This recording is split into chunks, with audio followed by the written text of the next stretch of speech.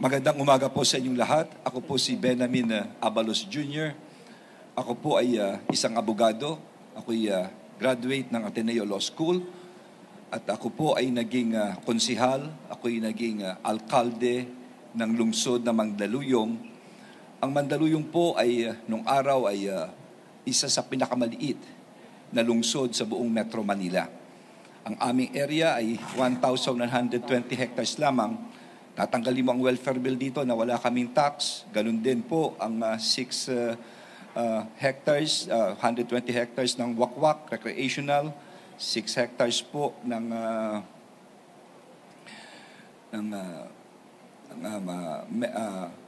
mental hospital.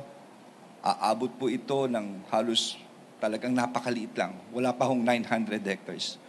Pero bagkus, maski maliit kami nangarap.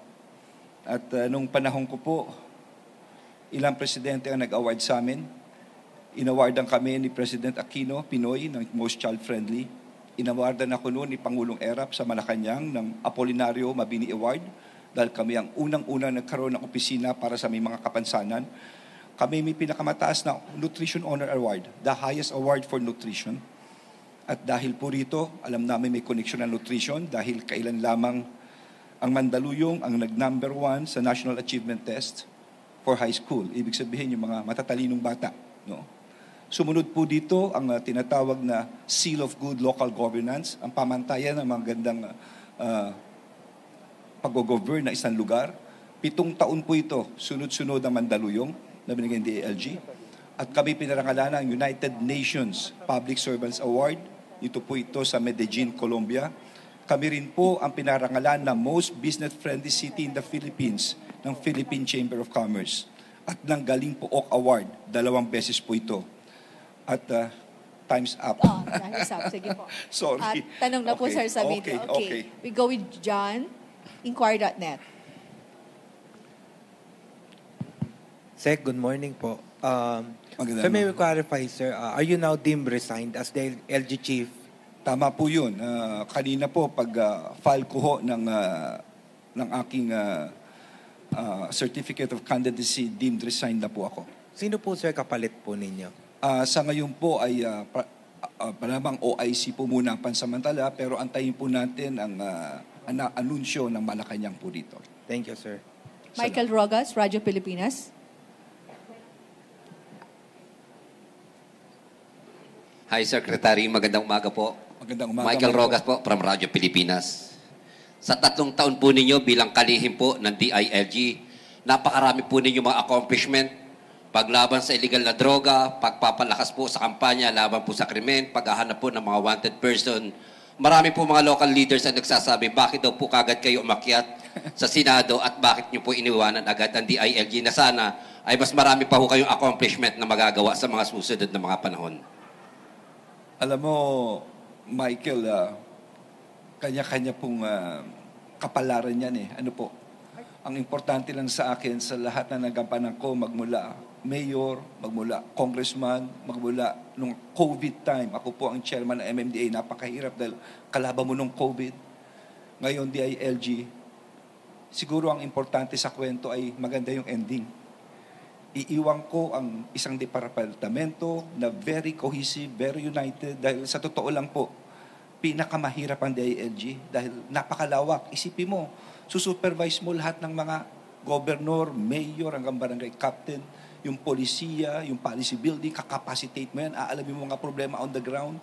At the same time, sinusupervise mo ang problema ng krimen, ng police, problema ng BGMP, ng congestion, problema ng mga fire truck, fire station. Pagkatapos, meron ka pang Commission on Women, on Youth, on Muslim Affairs. Meron ka pang local government academy, meron ka pang public safety college, ikaw pa chairman na Polcom. So you have to wear so many hats. May mga araw na hindi na ako nakakatulog, no? Pero at least I would like to say, baka maubos na naman ang oras ko, all of these departments, no, high moral po sila. They're very cohesive right now. At kung sino man papalit sa akin, siguro yun ang maganda sa ending ng istorya, no? Maganda at united po at makikita nyo naman ang performance nila bawat isa. Sir, during your time as mayor po ng Mandaluyong, binansagan po ang Mandaluyong City bilang Tiger City sa buong bansa dahil sa mabilis na pag-unlad po, pagdami ng mga negosyo sa inyong pong lungsod.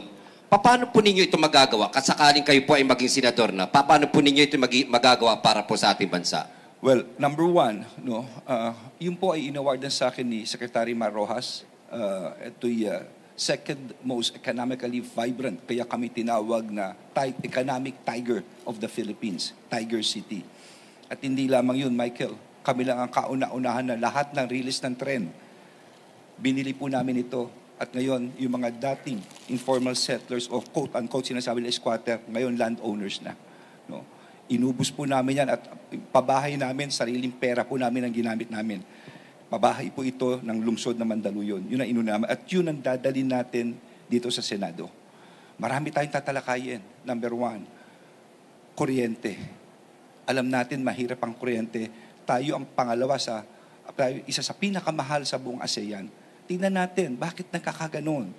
Yung bang mga VAT, yung ating mga grid, no? In fact, sa isang hearing, sinasabi ito ni Cusi noong 2021 sa Senate hearing. Meron tayong excess na 2,543 megawatt, no, na power sa Visayas at Mindanao na pwedeng i-augment sa Luzon. Pero ano nangyari? Hindi nadala because yung transmission line kulang. Hindi ba? Isipin mo kung bumaba ang kuryente mo. This will mean dadami manufacturing, dadami po ang trabaho. At pangalawa, siguro tignan din natin ang agrikultura. Ang ating mga farmers. Ito'y gusto kong tutukan. Magandang ginagawa ng ating mahal na Pangulo, si Sakiko, no? Unang-una na magsasaka. Magpa 5-6 yan, uutang yan, sigurado.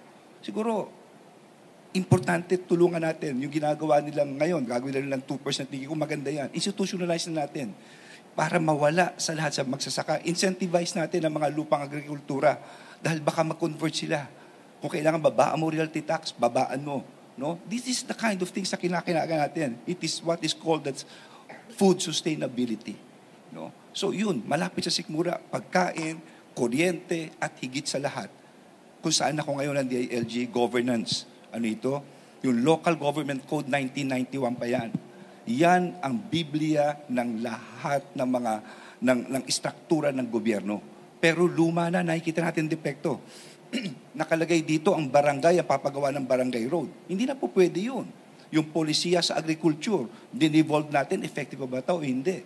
Sa kalusugan, sinasabi rito, lahat ng probinsya kailangan may tertiary hospital, sabi ng code. Pero hindi lahat pinanganak ng mayaman. May mga probinsyang mahihirap. Hindi nila kaya ito. Dapat pasukan ito ng national government. So yun, aside from the fact na of course, ang ating criminal code is already outdated. Being a lawyer myself, tayo lang yata ang may batas na dischero. Dischero is basta ka sa adultery, hindi ka makakapasok within a certain area. Maski sa Spain, wala nang dischero no? So, maraming pwedeng gawin sa Senado. Mon Galvez, TV5. Sec, magandang umaga po. Mon Gualvez from Yeah, TV5. Mon. Yeah. Sir, given those somehow accomplishments you had at saka mga nagawa po from local government, how are you preparing as well sa pagharap po sa mga bashers or sabihin natin sa social media?